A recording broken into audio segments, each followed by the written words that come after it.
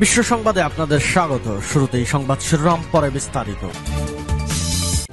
ইহুদিবাদী ইসরায়েল এবং ফিলিস্তিন পুরোদমে যুদ্ধ চলছে, জানিয়ে দিব হাতে থাকা গুরুত্বপূর্ণ আপডেট আন্তর্জাতিক সংবাদ। প্রথমে সংবাদ শিরোনাম, ইসরায়েলকে নিশ্চিহ্ন করে দেওয়ার হুমকি ইরানের। এরপর জানিয়ে দিব 10 দেশের অংশগ্রহণে সামরিক মহড়া শুরু করল আরব আমিরাত। এদিকে ভারতের মাঝারি পাল্লার নতুন ব্যালিস্টিক ক্ষেপণাস্ত্রের পরীক্ষা। আরও জানিয়ে দিব ইসরায়েলের সামরিক ঘাঁটিতে হামলা হিজবুল্লাহর। এবং সর্বশেষ জানিয়ে দিব ইরান পাকিস্তানকে আলাদা করার কোনো উপায় নেই বলেছেন রাইসি। শুনছিলেন সংবাদ শিরোনাম, এখন বিস্তারিত। তবে অনুরোধ থাকবে ভিডিওতে একটি লাইক করে দিন এবং কমেন্ট করে জানিয়ে দিন আপনার মূল্যবান মতামত। ইসরায়েলকে নিশ্চিহ্ন করে দেওয়ার হুমকি ইরানের। ইরানের উপর আবার কোনো হামলা করলে ইসরায়েলকে নিশ্চিহ্ন করে দেওয়া হবে বলে হুঁশিয়ারি দিয়েছেন ইরানি প্রেসিডেন্ট ইব্রাহিম রাইসি। মঙ্গলবার 23 এপ্রিল পাকিস্তান সফরের দ্বিতীয় দিনে লাহোরের পাঞ্জাব বিশ্ববিদ্যালয়ের একটি অনুষ্ঠানে এমন হুঁশিয়ারি দেন ইরানের প্রেসিডেন্ট। ইরানের রাষ্ট্রীয় সংবাদ সংস্থা ইরনার বরাত দিয়ে এ খবর জানিয়েছে রয়টার্স। ইব্রাহিম রাইসি বলেন, যদি ইসরায়েল আবারও ইরানের ওপর হামলা করে তাহলে ইসরায়েল আর থাকবে না। ইরানের প্রেসিডেন্ট আরও বলেন, যদি ইসরায়েল আরেকবার ভুল করে এবং পবিত্র ইরানের সার্বভৌমত্বকে লঙ্ঘন করে তাহলে পরিস্থিতি ভিন্ন হবে। ভাষণে ফিলিস্তিনিদের প্রতি ইরানের সমর্থন অব্যাহত থাকার কথাও জানান রাইসি। চলতি মাসের শুরুতে সিরিয়ার দামেস্কে ইরানি কনসুলেটে হামলা চালায় ইসরায়েল। হামলায় ইরানের কয়েকজন শীর্ষ সেনা কর্মকর্তা নিহত হন। ওই হামলার জবাবে গত 13 এপ্রিল রাতে ইসরায়েলকে লক্ষ্য করে 300 ড্রোন ও ক্ষেপণাস্ত্র ছড়ে ইরানের রেভলিউশনারি গার্ড কোর IRGC। পাল্টা জবাবে শুক্রবার 19 এপ্রিল ভোরে ইসরায়েল ইরানের ইস্পাহানে ক্ষেপণাস্ত্র হামলা চালায়, তবে ইরান সরকার তা অস্বীকার করেছে। ইসরায়েলের পক্ষ থেকেও আনুষ্ঠানিকভাবে এ বিষয়ে নিশ্চিত করা হয়নি। এদিকে ইরান ও পাকিস্তানের মধ্যে ব্যবসায়িক চুক্তি হওয়ায় বড় ধরনের নিষেধাজ্ঞার ঝুঁকি রয়েছে বলে হুমকি দিয়েছে যুক্তরাষ্ট্র। মঙ্গলবার 23 এপ্রিল এক বিবৃতিতে পাকিস্তানের ইরানের প্রেসিডেন্ট ইব্রাহিম রাইসি 3 দিনের সফরকে কেন্দ্র করে এমন সতর্কবার্তা দেয় যুক্তরাষ্ট্রের স্টেট ডিপার্টমেন্ট। বিবৃতিতে পাকিস্তানের নাম উল্লেখ না করে স্টেট ডিপার্টমেন্টের একজন মুখপাত্র বলেন, আমরা সবাইকে পরামর্শ দিচ্ছি, ইরানের সঙ্গে যদি কোনো ব্যবসায়িক চুক্তি করে তাহলে তাদের ওপর ওয়াশিংটনের বড় ধরনের নিষেধাজ্ঞার ঝুঁকি আছে। ওয়াশিংটনের সঙ্গে ইসলামাবাদে বাণিজ্য ও অর্থনৈতিক সম্পর্কে বিষয়ে মন্তব্য করার সময় এই মুখপাত্র বলেন, মার্কিন যুক্তরাষ্ট্র পাকিস্তানের বৃহত্তম রফতানি বাজার এবং বৃহত্তম বিনিয়োগকারী দেশের মধ্যে একটি।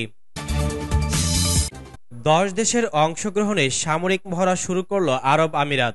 সংযুক্ত আরব আমিরাত জানিয়েছে সোমবার দেশটি ডেজার্ট ফ্ল্যাগ 9 নামে একটি যৌথ সামরিক মহড়া শুরু করেছে। এটি 3 সপ্তাহ চলমান থাকবে। এতে 10টি দেশ অংশগ্রহণ করেছে। সংযুক্ত আরব আমিরাতের স্থানীয় গণমাধ্যম এই তথ্য জানিয়েছে।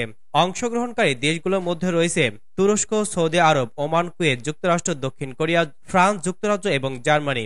সংযুক্ত আরব আমিরাতে প্রতিরক্ষা মন্ত্রণালয় এক বিবৃতিতে জানিয়েছে 2024 সালের জন্য বহুজাতিক যৌথ মহড়া ডেজার্ট ফ্ল্যাগ 9 শুরু করতে ভ্রাতৃপ্রীতম এবং বন্ধুত্বপূর্ণ দেশগুলোর বিমান বাহিনী সংযুক্ত আরব আমিরাতের ভূখণ্ডে পৌঁছেছে। প্রতিবেদনে বলা হয়েছে, প্রতিরক্ষা মন্ত্রণালয়ের মতে সামরিক মহড়ার লক্ষ্য যুদ্ধের দক্ষতা এবং প্রস্তুতি বাড়ানো, পাশাপাশি 3 সপ্তাহের মধ্যে বিভিন্ন পরিস্থিতিতে সামরিক দক্ষতা বিনিময়কে সহজতর করা। ভারতের মাঝারি পাল্লার নতুন ব্যালিস্টিক ক্ষেপণাস্ত্রের পরীক্ষা। দেশীয় প্রযুক্তিতে তৈরি একটি নতুন ব্যালিস্টিক ক্ষেপণাস্ত্রের সফলভাবে পরীক্ষা করেছে ভারতীয় প্রতিরক্ষা গবেষণা ও উন্নয়ন সংস্থা DRDO।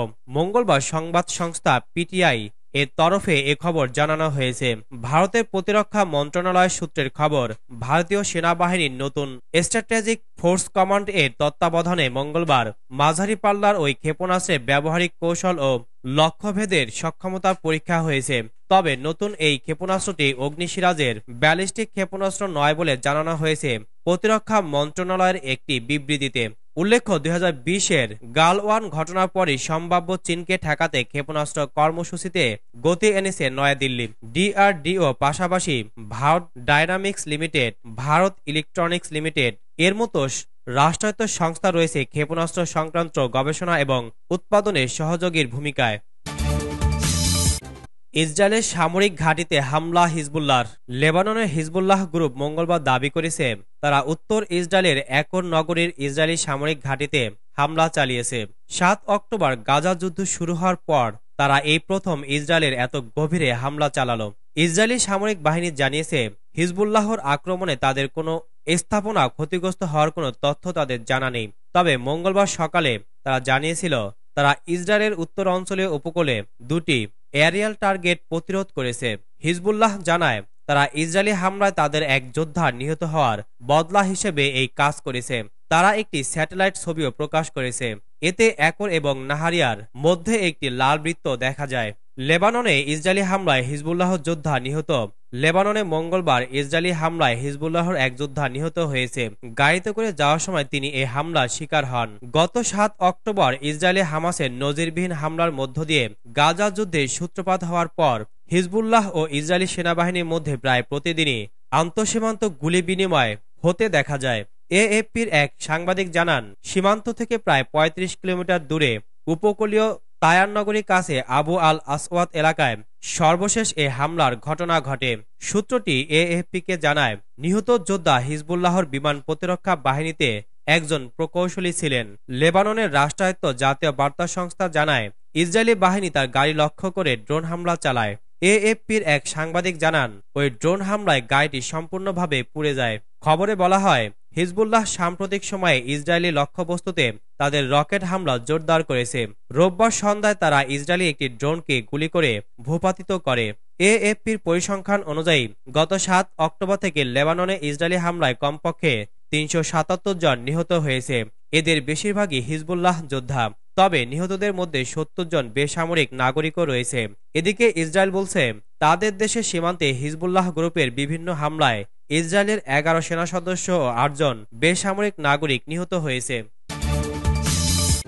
ইরান পাকিস্তানকে আলাদা করার কোনো উপায় নেই বলেছেন রাইসি।